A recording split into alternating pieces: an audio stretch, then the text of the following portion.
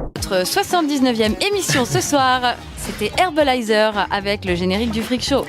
Bienvenue Bonsoir Fab. Bonsoir ma chère Edith. Eh bien voilà, encore une avec un invité, on aurait pu en inviter plein sur ce projet, mais on a la crème de la crème, le président de l'association, Barnabé Crène de Arrose. Bonsoir Barnabé. Bonsoir à vous deux, bonsoir Fab, bonsoir Edith. On est ravis de t'accueillir parce qu'on est, on est ravis d'accueillir Arrose, qui est une super association jeune dont on va parler, donc juste après cette première pause musicale. Mais Arrose a pour mission de rendre visite aux enfants hospitalisés qui sont accompagnés donc de leurs super-héros et de leurs princesses. Et c'est génial, c'est tellement bien fait, en plus c'est formidable. On va avoir 1 heure pour parler de tout ça. Ça marche. Vous en avez tellement des projets que c'est incroyable. Je pense que ça ne suffira pas, il va falloir que tu reviennes 4 fois dans le mois, Barnabé. Avec plaisir, allez. Il n'y a pas cette semaine même d'ailleurs, je suis en train de me dire. En tout cas, ça va être passionnant, donc on va pas perdre de temps. On va d'abord lancer ton petit morceau, Fab. Ouais, avec une personne qui, je suis sûr, apprécierait beaucoup ton projet. C'est Mavis Staples qui, le mois prochain, sort un nouvel album. Ça s'appelle If All I Was Black. Bonne introduction, bien soul. Ça t'a plu, Barnabé ? Ouais, carrément. Ouais, on verra. De toute façon, tu nous as amené de la musique, tes goûts qui nous plaisent carrément. Ouais, ça va. Qui sont pas actuels, mais c'est ce qu'on écoute nous à la maison, donc il n'y avait pas de souci. On va groover, pas très actuel. danser. On essaye du coup, c'est un peu le thème du Freak Show, mais c'est vrai qu'on reste quand même tout le temps à nos classiques en dehors de l'émission. Donc du coup, voilà, on est avec Barnabé Crène du Finistère. Je vis à Rennes depuis 4 ans. Finistérien. Tu nous disais hors antenne que tu étais finistérien, donc je tenais peut-être pour la fierté du 29. Exactement, merci à toi. Président de l'association Arrose, donc je répète, qui a pour mission de rendre visite aux enfants hospitalisés. Donc ce sont des bénévoles qui sont déguisés, alors des super-héros. C'est créé en fin 2016, avec maintenant il y a 6 héros. Ouais, on arrive à 7 là. Bientôt, voilà. Donc pour l'instant, on rejoint la Ligue. Ça fait la Ligue des Batman, Arrose, Spider-Man. Alors Kylo Ren, je connais pas. C'est le nouveau méchant dans Star Wars. Ah, petit-fils de Dark Vador. Je suis pas calée. On a misé sur la nouvelle génération. Mais t'as bien fait. Il y a Princesse Belle qui est super bien faite, mais à côté, Euro Disney peuvent aller se recoucher. C'est une couturière à la Chapelle Fougeray qui est exceptionnelle. Qui s'appelle Amélie Antonas, que ça soit un peu local et et même pas besoin de faire de chirurgie, elle lui ressemble vraiment, elle est magnifique. C'est vrai qu'elle a été faite un peu pour ça, Il y a un Stormtrooper et Captain America. Exact. Ouais. Donc déjà, ça envoie du lourd, et prochainement donc Cendrillon, Anna, Elsa de la Reine des Neiges, obligé, Blanche-Neige, la Princesse à la Grenouille, on a Superman aussi qui va arriver, voilà, on a des nouvelles versions de Spider-Man, Homecoming qui arrive, voilà, on en a pas mal dans les cartons encore, on pense à une mascotte aussi pour les tout petits, on va arriver à 15 costumes là très vite. Il va peut-être falloir, avec toute cette équipe, pouvoir agir dans les manifs ou aller faire quelque chose à l'Elysée. Si jamais vous pouvez, en dehors des enfants, nous aider avec tous des super-héros, dis donc. Bref, on n'est pas là pour parler politique, mais par qui et comment part l'idée de ce projet, Arrose ? Par moi-même, en fait. J'avais une idée depuis longtemps, en fait, je voulais le faire. J'ai une entreprise qui maintenant a 3 ans là, à la fin de l'année. Et en fait, j'ai 11 neveux et nièces. Bon, je suis finistérien, donc ça fait un peu famille d'après-guerre mondiale, là, comme ça. J'ai 5 frères et sœurs. Et en fait, un jour, simplement, je me suis imaginé si l'un d'eux était en situation de maladie ou d'handicap, parce que c'est pas parce que ça nous arrive pas à nous que ça peut pas nous toucher. Exactement. Il suffit qu'un soir, tu sois devant un documentaire, tu vois un gamin comme ça qui est handicapé, puis tu prends une boule au ventre, et tu te dis, merde, je le vis pas moi, mais il y en a qui le vivent. Et j'ai pensé tout de suite à mes neveux et nièces, en fait, en regardant ça. Et j'adore les super-héros. J'ai voulu mêler les deux mondes pour leur offrir une parenthèse de bonheur à ces gamins, D'accord, donc juste par un documentaire, ça t'a touché, tu t'es dit, il faut que je fasse quelque chose, c'est fou. Ouais, j'ai toujours pensé à mes neveux et nièces en me disant que nous, on avait la chance qu'ils sont tous en bonne santé, mais que voilà. Et c'est un peu comme la guerre, nous, on la vit pas, donc on sait pas ce que c'est, mais dans d'autres pays, ils la vivent et on a tendance un petit peu à l'oublier.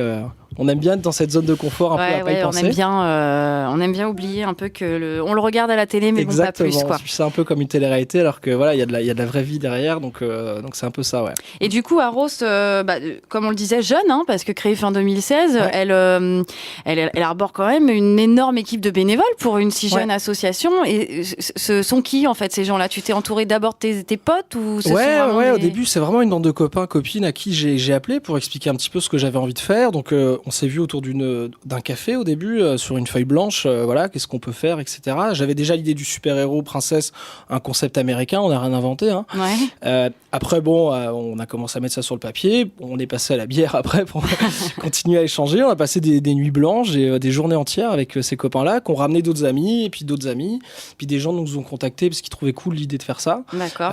L'enfance, elle touche tout le monde, c'est les êtres les plus vulnérables de notre société, mais en même temps, c'est notre avenir. Ouais. Et on est tous concernés, donc forcément, ça touche un maximum de personnes. Et vu qu'on est dans le fun et dans la magie, dans le rêve, et que c'est des milieux, les super-héros princesses, c'est intergénérationnel, bah, ça a beaucoup plu à plein de gens.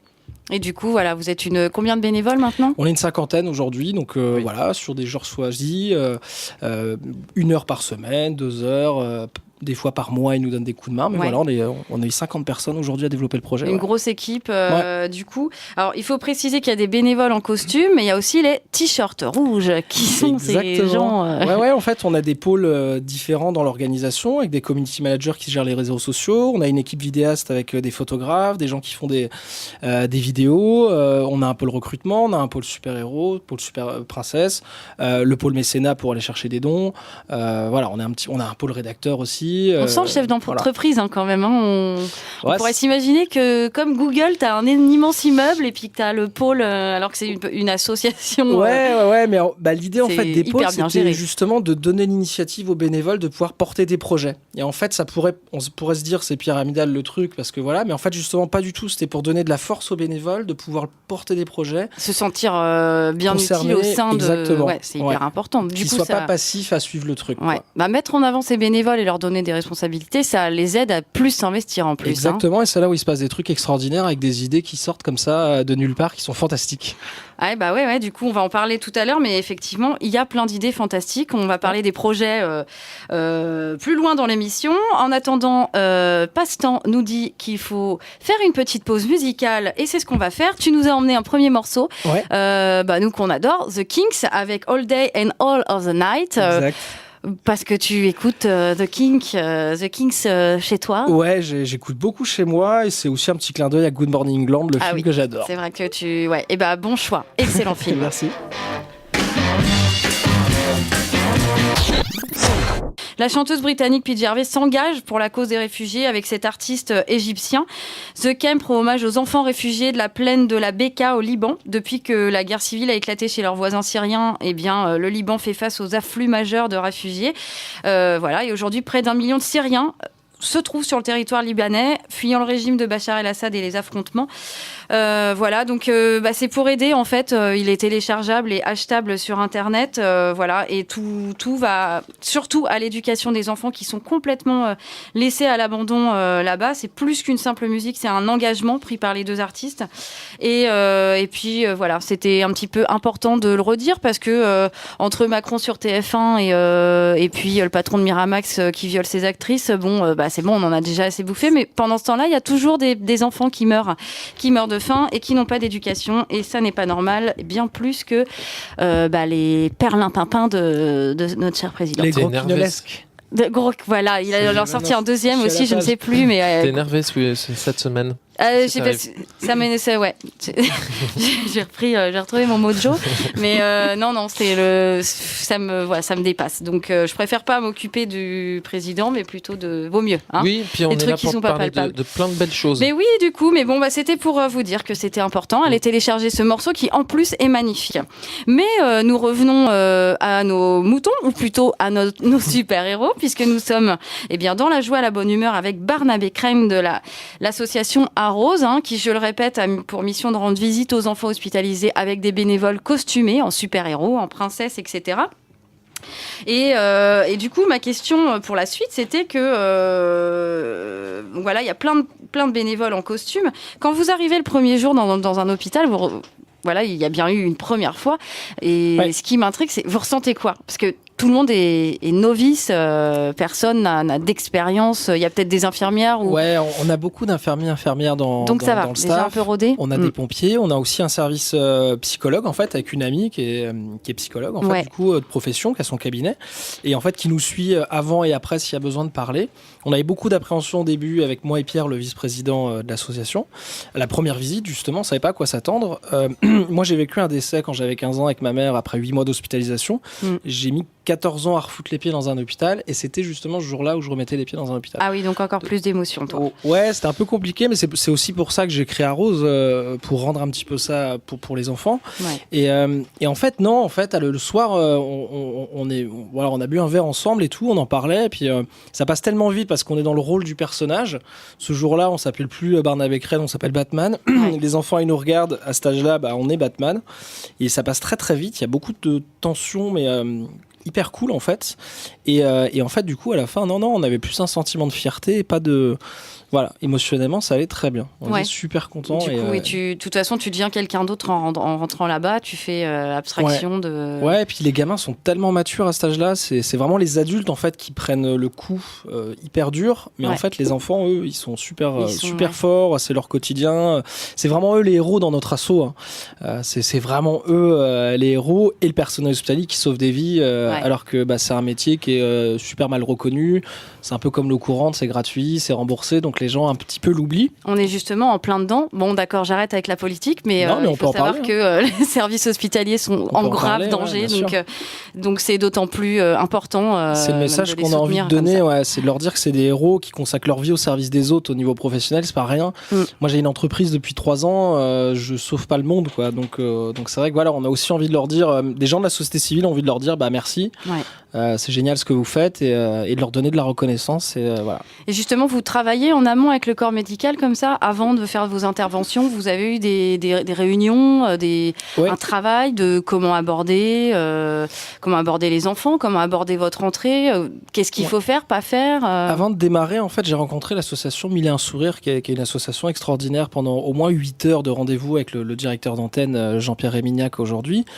Et en fait, pendant 8 heures, je lui ai posé toutes les questions, parce que c'est une association qui soutient les enfants et les parents, mais pas dans ce modèle-là, mais que sur des médicaments non remboursés, mettre de l'accès à l'handicap dans les maisons, mais qui sont vraiment avec les parents en mode soutien. Et je lui ai posé toutes les questions qu'il fallait, possibles, imaginables, pendant 8 heures, parce que avant de mettre les pieds quelque part, il fallait que je sache exactement ce qui m'attendait, parce que quand je fais quelque chose, je le fais complètement, et puis quand je fais quelque chose, je le fais à fond, et donc il fallait vraiment que je sache. Donc pas à moitié, pour effectivement. Être préparé, et une fois que je savais, après c'était à 200%. Donc du coup, même maintenant que vous travaillez avec, vous avez l'habitude depuis un an, vous continuez quand même à vous voir. Ah ouais, on est en partenariat. On a fait une action commune il y a 3 semaines à Cancale, au centre nautique, pendant un pique-nique avec des gamins, avant la visite à l'aquarium de Saint-Malo ensemble. Donc on a beaucoup de partenariats avec d'autres assos comme ça, hyper complémentaires, avec de la synergie de partenariat pour pouvoir justement se complémenter, faire plein de trucs. C'est en groupe qu'on avance, de toute manière. Nous, en tout cas, on a choisi ça dès le début. Et donc évidemment, l'empathie et votre asso, ça fait que corps en fait, forcément j'imagine. Est-ce qu'il n'est pas trop dur parfois d'affronter la maladie ou la mort, comment on la gère? Tu disais qu'il y avait une psychologue au sein de votre équipe, est-ce qu'elle vous sert à vous aussi à affronter ça? Parce que même si on est fort et qu'on a toute cette énergie devant eux, l'après des fois peut faire un peu de mal aussi quand on est parent ou pas, quoi. Ouais, ça peut. On voit aussi des parents qui sont très touchés parce qu'on a envie aussi de leur donner un message en leur disant voilà, ça nous regarde pas mais ça nous touche, donc on est aussi là pour vous soutenir vous. Donc voilà, mais non, en fait, on est tellement dans nous, en fait, notre philosophie, c'est d'être dans le fun, dans le divertissement, de mettre de la magie. Et en fait, on dit souvent vulgairement, voilà, la maladie, l'handicap, ça c'est pas notre problème à nous, en fait. Il y a pas de différence. Nous, on est juste là pour les rendre heureux. Mais vous faites pas de projection, quoi. Non, jamais. Ça dépend aussi des caractères. Moi, je sais que quand je vois un reportage comme tu as pu en voir, parce que j'en vois plein, j'adore pleurer devant la télé, j'adore pleurer de toute façon, mais je peux pas m'empêcher tout le temps de faire une projection. Je vois un enfant à la télé qui est malade, je pleure parce que je vois ma fille. Enfin, tu vois, c'est con, mais non, mais c'est vrai. C'est être humain, mais je veux dire, du coup, bon, voilà, ce fait de, c'est complètement humain de se dire, à la fin, oh putain, c'est quand même super dur. J'adore, mais c'est super dur. Donc voilà, c'était.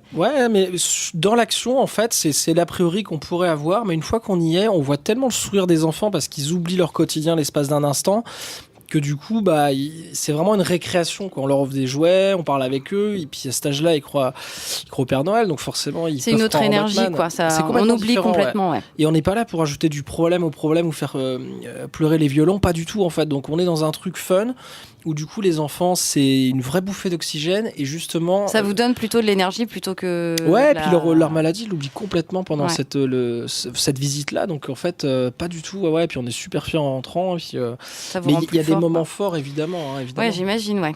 Ouais. Bon, alors du coup, on va continuer à parler de toute cette équipe-là juste après, mais comme on est dans le fun, encore une fois, tu nous as amené un super morceau d'un super film qu'on adore aussi. Les Gardiens de la Galaxie. Les Gardiens de la Galaxie, énorme, avec le morceau Redbone, Come and Get Your Love, qui est sur le 1.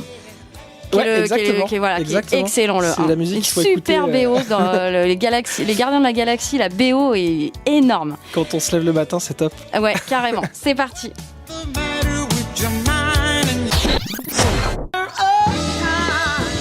Voilà de quoi réchauffer le cœur de tous les amoureux de soul et de funk endeuillés en novembre dernier par la disparition de Sharon Jones et plus récemment par celle de son complice Charles Bradley. C'est déjà depuis le 18 novembre 2016 que la marraine du Revival Soul succombait à 3 ans de lutte contre le cancer, qu'elle combattait souvent sur scène avec son énergie explosive et sa voix si généreusement puissante. Et en fait, c'est précisément ces images de vie et de tournée avec ces Dap Kings que son label Daptones a décidé d'exploiter pour le clip du single Matter of Time qu'on vient d'écouter. Qui annonce l'album posthume Soul of a Woman qui est prévu la veille du premier anniversaire de la mort de la diva. Voilà, on reste dans un peu le thème malheureusement de cette émission, la lutte contre la maladie. Avec Sharon Jones. Par une très belle méthode, hein, donc on est avec l'association Arrose, Barnabé Crène, voilà, la méthode de faire rire les enfants et les sortir un petit peu de tout ça en leur rendant visite costumée avec des super-héros. Alors du coup, votre asso, on l'a dit juste avant, compte une trentaine de bénévoles maintenant, une cinquantaine maintenant, donc tu vois, il y en a eu beaucoup plus depuis. Il faut que tu refasses ton dossier de presse, il y en a tellement qui arrivent que tu vois, tu ne sais plus. Ouais, puis on appelle toujours aux gens à nous contacter parce qu'on a toujours besoin de nouvelles personnes. De petites mains. Donc il y a un président, un vice-président, un trésorier, une secrétaire, une vice-secrétaire, un psychologue, un webmaster, un designer, des community managers. Ouais. Vous avez donc, comme tu le disais tout à l'heure, créé différents pôles afin de répartir les tâches. Vous avez même un pôle qui est spécialisé donc dans la recherche de fonds, un pôle événementiel, un pôle secrétariat, un pôle chargé de la com avec les hôpitaux et un pôle réseaux sociaux qui sont super important. Donc voilà, vous êtes une super équipe structurée. Est-ce que ça vous prend beaucoup de temps personnel, tout ça ? Ouais, moi ça m'a pris beaucoup de temps en fait pour le développement, pour que ça avance très vite, très fort, parce qu'une asso c'est très facile à ce que ça meure en fait, vu que c'est du bénévolat, il faut vraiment beaucoup d'engagement et d'implication. Moi j'avais une entreprise donc qui va fêter ces 3 ans là.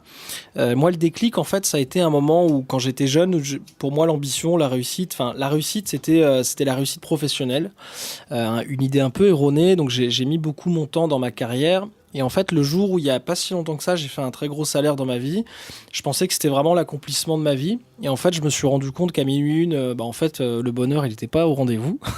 J'étais pas plus heureux, en fait. Il s'était rien passé de plus dans ma vie.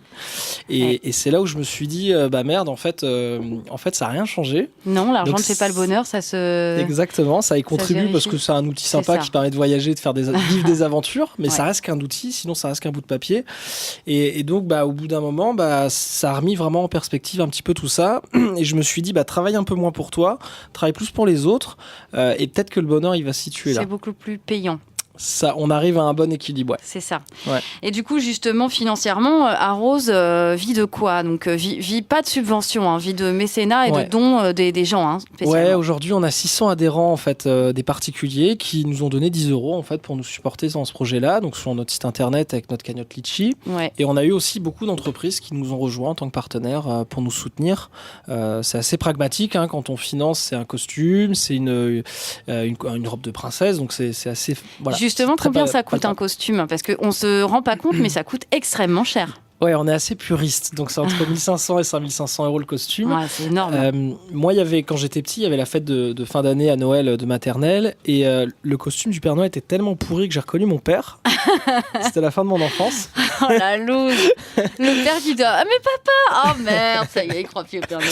J'espère que les gens qui croient pas au Père Noël nous déception. écoutent, parce que je vais briser aussi Oh, on leur est enfance. désolé tous ces gens qui croient au Père Noël, mais Désolé, il existe. Il existe. C'est une blague du papa de Barnabé. Et voilà, donc d'où l'envie d'avoir des costumes vraiment proches des films pour que ça soit bluffant pour le gamin. Ouais, c'est pas festifette, hop là, on te prend la petite panoplie avec la. J'y vais chaque année à festifette pour Halloween et tout, mais là pour l'assaut, non, c'est impossible. Ça se trouve pas. C'est que du sur-mesure, donc c'est très compliqué. Et comment vous réussissez du coup à mobiliser autant de monde? On en a parlé un peu, mais effectivement, c'est par les réseaux sociaux, tout ça, le fait d'avoir une bonne communication, et c'est ça qui vous amène plein de bénévoles. Ouais, on aime bien l'idée de créer une communauté qui puisse suivre aussi nos aventures. Il s'agit pas que de nous financer, de nous faire un don.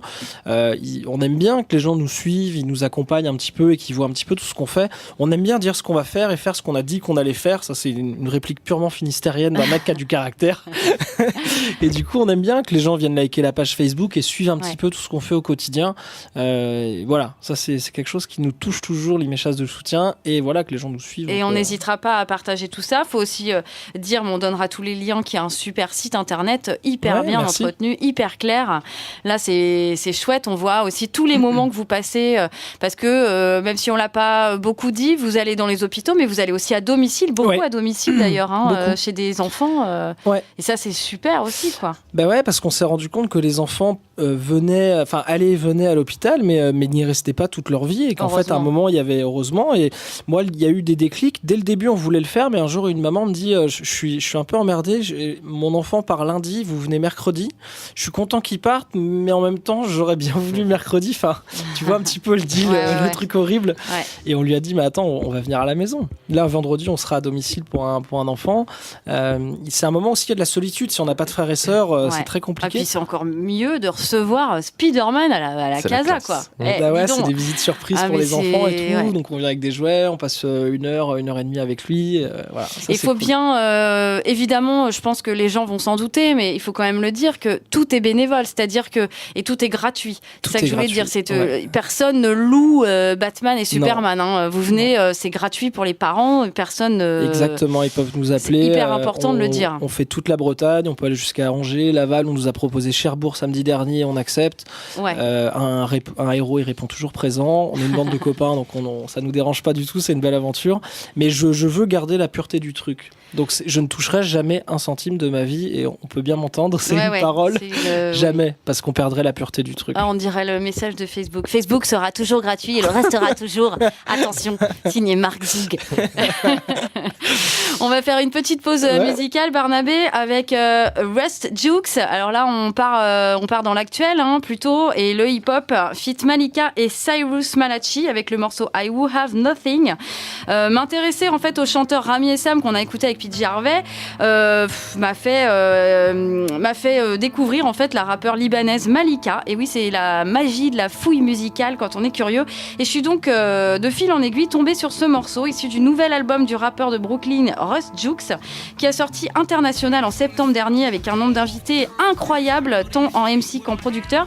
Ici, on retrouve donc Malika, rappeure libanaise, chanteuse engagée que je vous invite vivement à aller découvrir, et Cyrus Malachi qui lui est londonien. Le titre de l'album, donc international, prend donc tout son sens. Je vous invite à écouter parce que l'album entier, il y a de toutes les langues sur son album et les productions sont mortelles. C'est parti. Vous êtes toujours à l'écoute du Freak Show, et c'était un extrait du dernier album du Wu-Tang Clan qui nous régale ici d'un projet de retrouvailles de famille. C'est sorti le 13 octobre 2017. On vous avait passé un premier extrait avec le single il y a quelques semaines déjà. Ça y est, l'album est dans les bacs, et c'est très bon d'ailleurs. C'est bien de les revoir, le Wu-Tang. Toute mon enfance. Et ils sont sur. Ils ont fait un live chez Jimmy Fallon là, qui est diffusé sur Canal en ce moment, qui est mortel, ouais. Et donc ça m'a permis de voir que quand même une petite anecdote qui m'était passée que je n'avais pas vu passer, que le dernier album de Wu-Tang qui était sorti en 2015, il avait été édité qu'en un seul exemplaire. Ah ouais. est vendu du coup au prix de 2 millions de dollars à Martin Shkreli. Ouais, et le mec a cherché à le revendre d'ailleurs. Voilà, il a à moitié prix, du coup plus que 1 million de dollars. Donc il a le droit à sa petite dédicace dans ce nouvel album. Bah tu m'étonnes. Ouais. Merci, t'as financé tout l'album plus nos voyages à Djerba. On a amené toute la famille, donc bon.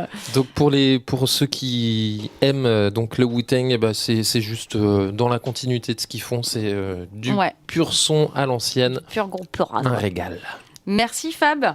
On est donc toujours et enfin avec Barnabé Crène de l'association Arrose. On parlait jusqu'ici du bénévolat entre autres et de plein de choses.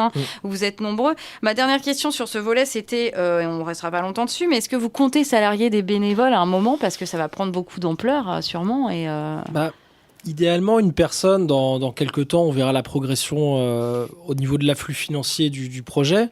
Il faudra certainement une personne un jour qui gère un petit peu la partie opérationnelle et organisationnelle du truc, parce que c'est très compliqué sinon. Mais le plus longtemps possible, j'espère quand même. J'espère que les bénévoles pourront tous ensemble s'investir. Mais pourquoi pas un jour. C'est pas au programme, on y pense un jour quand même, mais... Voilà, j'aime bien, comme je vous disais, moi, la partie de la gratuité, pour moi, je trouve ça fantastique. Oui, donc que ça reste même en équipe comme à l'extérieur, tout. Ça redonne foi en l'humain, en fait. Moi, je suis issu du monde entrepreneurial où les relations humaines, elles sont biaisées. On peut vite devenir... c'est compliqué. Oui, toi, tu fais un équilibre personnel, en fait, entre ta vie... Moi, je fais un lien, en fait, un parallèle. Moi, je découvre le monde associatif. Je suis pas du tout là-dedans à la base. T'as peur du purgatoire, c'est ça? T'as envie de... Tu te dis, oh là là, je suis chef d'entreprise, je vais mal le vivre quand je vais monter là-haut. Non, je vais faire du bénévolat, ça va mieux se passer. Non, je suis très fier. On a 7 personnes dans l'entreprise, donc c'est génial. J'ai un associé qui gère le bateau pendant que je suis chez Arrose, donc c'est le yacht. Mais c'est l'entrepreneuriat, c'est aussi une aventure fantastique tant qu'elle reste sur des valeurs. Voilà, moi je viens d'un milieu très modeste, normal, donc. T'es du Finistère, quoi. Je suis pas un couillon avec de pouvoir et de pas du tout. Mais c'est vrai que le côté associatif, il redonne aussi foi un peu en l'humain, parce que dans le business, les rapports, ils sont souvent biaisés sur de l'intérêt financier commun. C'est le commerce, on est dans du profit, on est dans de la compétitivité. Enfin, voilà, c'est quelque chose. C'est une double casquette et donc voilà, donc l'associatif, il se passe des trucs, ça fait chaud au cœur de voir des gens autour d'une table qui sont là juste comme ça par leur temps, pas mobilisés par la cause et par les valeurs communes. Donc ça c'est ça aussi qui fait que c'est une belle aventure. Ouais, c'est ça qui donne de l'énergie à tout le monde et de l'espoir un peu, quoi. Parce que quand tu regardes BFM, t'as envie de prendre 4 Prozac et aller te coucher. Mais tu regardes pas BFM. Ben non, j'ai pas de télé chez moi. En plus, alors voilà, c'est très bien. Je vais en prendre une pour mater des films, mais non, j'ai arrêté. Je regarde l'info, mais je la choisis. Ouais. Je la subis pas parce que sinon on devient dingue, quoi. Non, il faut pas justement. Il faut choisir ses médias. Et puis on a peur des gens quand on sort dans la rue. On devient complètement parano. Enfin, c'est un truc de fou cette histoire. Oui. Donc voilà. Donc la vie associative, il se passe des trucs cool grâce à ça. Comme les radios associatives. Exactement. Tout l'associatif, c'est l'avenir. J'espère. Tu parles. On aimerait bien. Il nous reste pas beaucoup de temps, mais on voulait quand même juste faire une petite parenthèse, mais non des moindres, sur vos projets à venir, puisque en plus d'avoir l'ambition de changer les idées des jeunes, des malades et des enfants, vous voulez créer une salle de jeux vidéo et de projection de films, donc au CHU. Ouais, on aimerait bien. On est en contact avec la chargée de la santé de Rennes, avec l'hôpital aussi, pour que les enfants puissent se divertir, se faire des copains déjà, tisser du lien. On a envie aussi d'offrir 3 000 € de jeux de société qui resteront à l'hôpital et qui retrouve un petit peu l'ambiance dans la chambre, parce que la chambre chez un gamin, c'est ce qu'il y a de plus intime. Il y a les posters, les jouets, c'est son univers, c'est sa chambre à lui. Donc c'est vrai qu'à l'hôpital, tout est chamboulé, c'est hyper hostile. Donc on a ce projet-là qu'on a envie de faire pour que les parents et les enfants... On se souvient tous de la salle d'attente du médecin avec le voilier, le cadre du voilier de bateau tout pourri et le Paris Match il y a 3 ans. Ouais, c'est ça. On a envie un petit peu de faire un truc haut de gamme comme ça. On a envie de financer 40 licences en e-sport à des familles qui n'ont pas les moyens. J'allais y venir, mais vas-y, dis-le, lâche-toi. Voilà, pour faire découvrir aux enfants l'accomplissement d'eux-mêmes, qu'ils puissent voir aussi qu'ils sont pas tout seuls dans cette situation et que ils peuvent se faire des copains, que les parents tissent du lien, ils s'échangent des tuyaux. On va équiper 13 chambres très rapidement de fauteuils lits pour permettre aux parents de dormir plus confortablement près de leurs enfants, ça, c'est chouette. plutôt que sur une chaise pourrie et d'avoir une double scoliose le lendemain. Donc c'est un programme qui est déjà financé, qu'on est en cours de développement. Et peut-être vous étendre nationalement aussi. C'est l'ambition. C'est l'ambition. C'est vraiment l'ambition, exporter un petit peu. Alors la Bretagne, ça s'exporte bien en général. Ouais. Donc on aimerait bien ouvrir des antennes un petit peu partout en France. Et du coup, vous êtes sur une piste d'un super parrain unique. Vous aviez que cité cette idée-là, mais tu nous en diras pas plus. Non. Mais apparemment, vous voulez aussi... un parrain et qu'un seul, et c'est le seul ou c'est rien. Ouais. Donc du coup, pour parler, Michel Sardou, si tu nous écoutes. Bah oui, parce que... Ou Alain Delon. Si on part dans le même truc. Essaye de trouver un parrain qui va et qui va pas mourir dans les 5 ans si tu veux bien, parce que sinon ce sera pas... On a une idée de parrain fantastique qui paraît, nous en tout cas, être... Donc on t'a déjà dit, le Père Noël est mort.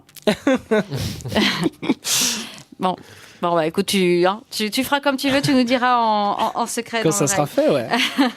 En tout cas, merci beaucoup Barnabé. Merci à vous. On était ravis, tu vois, c'était très très court et je t'avais dit, on aurait bien aimé avoir 2 heures parce que c'est tellement chouette comme initiative. C'est même plus qu'une initiative, c'est un cri du cœur version. Voilà.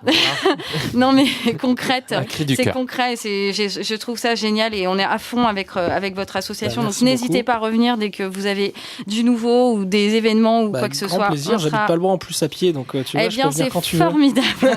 On vous retrouve où sur Internet? C'est quoi l'adresse? Arose.fr. Donc H-A-R-O-Z, ouais. Et sur Facebook, pareil. Et on mettra les liens dans notre podcast. N'hésitez pas à partager cette émission, on vous le rappelle. N'hésitez pas aussi à liker notre page, nous aussi, Freak Show sur Canal B. On va se quitter.